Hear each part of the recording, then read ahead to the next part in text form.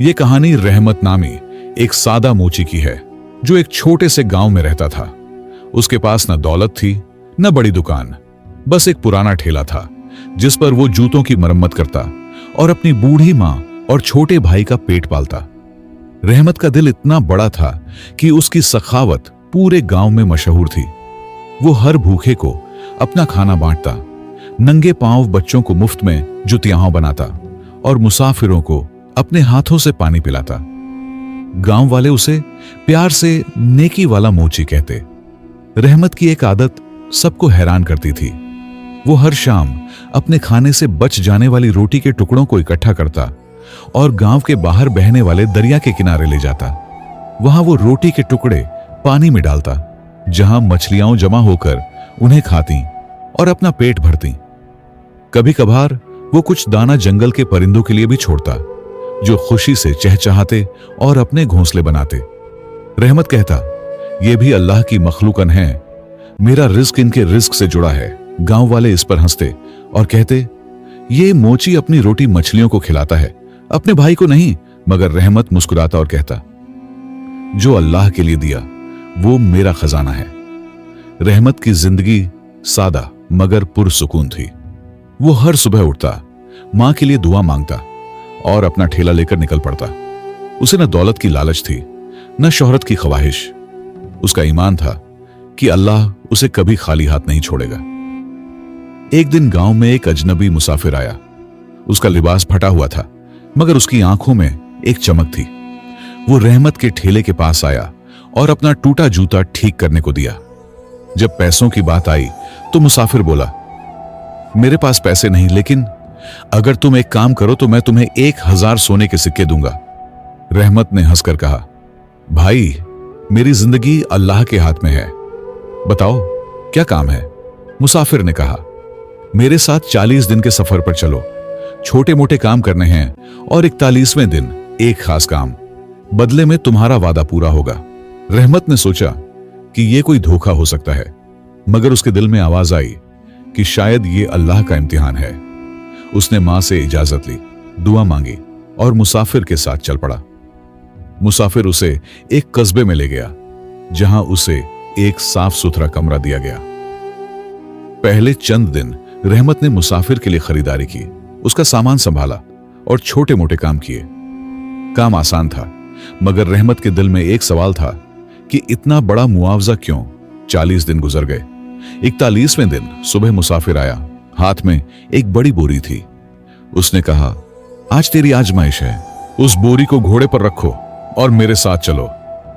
रहमत ने बिस्मिल्लाह पढ़ी और बोरी उठा ली। वो एक सुनसान पहाड़ी इलाके में पहुंचे। मुसाफिर ने कहा, बोरी खोलो। रहमत ने खोली तो उसमें एक बड़ी गाय की खाल थी। मुसाफिर बोला, इस खाल में दाखिल हो जाओ, 2 परिंदे आएंगे, तुम्हें ऊपर ले जाएंगे और मैं तुम्हें वापस लाऊंगा। रहमत का दिल धड़का। ये कैसी आजमाइश थी, मगर उसने सोचा कि अगर भरोसा किया तो पीछे नहीं हटना। उसने आसमान की तरफ देखा, दुआ मांगी और खाल में दाखिल हो गया। अंधेरा छा गया, सांस लेना मुश्किल हुआ। अचानक पर फड़फड़ाने की आवाज आई। 2 बड़े परिंदों ने खाल को पंजों में उठाया और एक बुलंद पहाड़ की चोटी पर उतार दिया। खाल फटी और रहमत बाहर निकला। चारों तरफ चट्टाने और नीचे गहरा दरिया बहता दिखाई दिया। उतरने का कोई रास्ता न था। पहाड़ पर कुछ पुराने थैले पड़े थे। रहमत ने एक खोला तो उसमें हीरे, सोना और कीमती पत्थर चमक रहे थे। नीचे से मुसाफिर की आवाज आई, सब कुछ मुझे दे दो, फिर मैं तुम्हें रास्ता दिखाऊंगा। रहमत ने नीचे देखा, मुसाफिर दामन फैलाए खड़ा था। रहमत खामोश रहा। फिर उसने सोचा कि वादा पूरा करना है। उसने एक थैला फेंका, फिर दूसरा, फिर तीसरा। जब सब कुछ फेंक चुका तो उसने पुकारा, अब रास्ता बताओ। नीचे से हंसी की आवाज आई, ए नादान, यहां से उतरने का कोई रास्ता नहीं, या भूख से मर या दरिया में कूद जा। रहमत के पांव तले जमीन निकल गई। उसकी नेकी, उसका भरोसा सब लुट चुका था। वो वहीं बैठ गया, आंसू बहने लगे। दिल में बस एक जुमला था, ए अल्लाह, तूने मेरी नीयत देखी, अब तेरा रास्ता दिखा। उसके पास 2 रास्ते थे, या पहाड़ पर भूख से मर जाए या दरिया में कूद जाए। उसने आसमान की तरफ देखा, बिस्मिल्लाह पढ़ी आंखें बंद की और दरिया की तरफ गिर पड़ा। हवा ने शोर मचाया, पानी करीब आया, मगर जैसे ही वो दरिया से टकराया कुछ अजीब हुआ। दरिया के तह से बड़ी बड़ी मछलियां उभरी। उन्होंने रहमत को घेर लिया। कुछ ने उसके बाजू सहारे, कुछ ने उसे धकेला और आहिस्ता आहिस्ता उसे किनारे ले गईं। ये वही मछलियां थीं जिन्हें रहमत ने महीनों रोटी के टुकड़े खिलाए थे। उसकी नेकी पानी में नहीं गिरी थी, बल्कि अल्लाह की मखलूकान के दिलों में उतरी थी। किनारे पर पहुंचकर रहमत ने जमीन को थामा। जिस्म कांप रहा था, मगर चेहरे पर ईमान की रोशनी थी। वो सजदे में गिरा और बोला, ए रब, मेरी नेकी जया नहीं गई, तूने मुझे बचा लिया। रहमत गांव वापस आया। लोगों ने हैरत से पूछा, मोची कहां गायब था? वो मुस्कुराया और बोला, एक सफर पर गया था जहां ईमान ताजा हुआ। उसी लम्हे उसने दूर से उसी मुसाफिर को देखा जो अब किसी नए शिकार की तलाश में था। रहमत के दिल में इंसाफ की चिंगारी जली।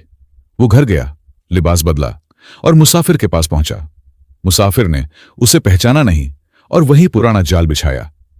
40 दिन का काम, 50 सोने के सिक्कों का इनाम। रहमत ने कहा, कबूल है। 40 दिन गुजरे। रहमत ने हर काम किया, हर बात मानी।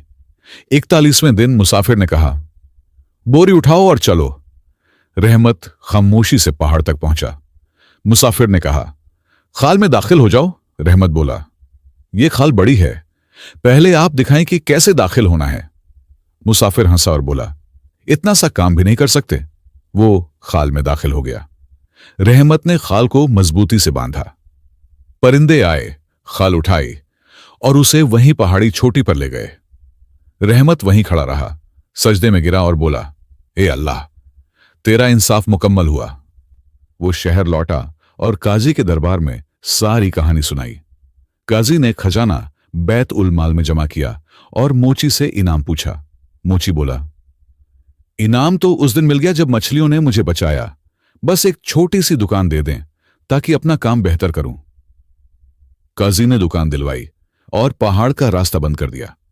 मोची की दुकान पर रौनक बढ़ गई। उसकी नेकी की शोहरत दूर दूर तक फैली। एक शाम वो दरिया किनारे मछलियों को खाना डाल रहा था कि एक बूढ़ा मुसाफिर आया।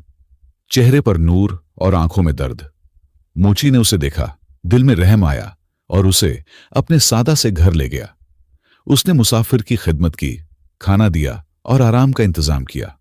मुसाफिर ने रात गुजारी और सुबह उसने मोची से कहा, बेटा, तेरी नेकी ने मेरा दिल जीत लिया। मेरी एक बेटी है जो बीवा हो चुकी है। उसका शौहर इस दुनिया से चला गया और वो अकेली है। अगर तू इजाजत दे तो मैं उसकी शादी तुझसे करना चाहता हूं। उसका घर आबाद हो जाएगा और तेरी नेकी का सिला भी मिलेगा। मोची ने सर झुकाया, दिल में अल्लाह से मशविरा किया और कहा, अगर ये अल्लाह की रजा है तो मैं तैयार हूं। मुसाफिर की आंखें चमके। उसने अपनी बेटी को बुलाया, जो एक सादा मगर पाकीज़ा औरत थी। मोची और उसकी शादी हुई और दोनों ने मिलकर एक नया घर बसाया। मोची की दुकान अब बाजार का फख्र थी और उसका घर मोहब्बत और सुकून का ठिकाना बन गया। वो हर शाम बीवी के साथ दरिया किनारे जाता, मछलियों को खाना डालता और अल्लाह का शुक्र अदा करता।